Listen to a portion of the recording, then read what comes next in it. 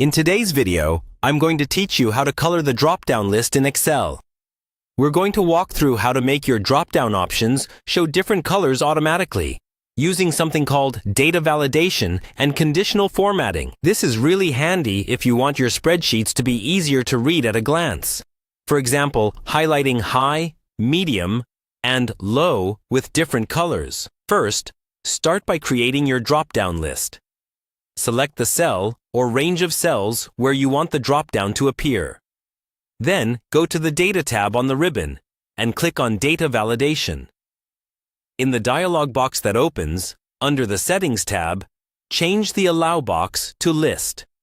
In the Source field, type your list items separated by commas, or select the range where your items are stored on the sheet. Click OK, and you'll now see a small arrow appear in the cell, which means your drop-down is ready.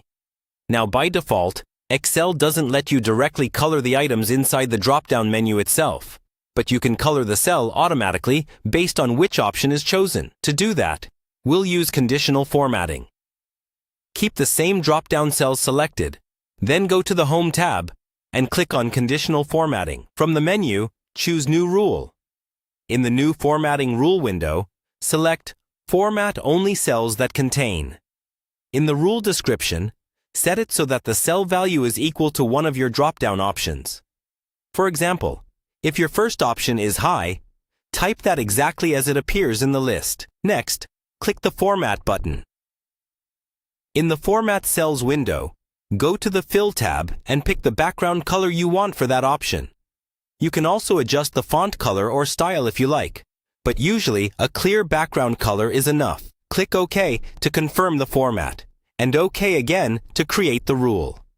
Repeat this process for each item in your drop-down list. Each option should have its own conditional formatting rule, with its own color. Once you've set them all up, test it out.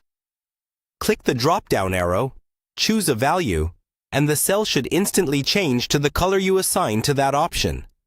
If you're applying this to multiple cells, make sure you select the whole range before creating the rules, so the formatting automatically applies everywhere.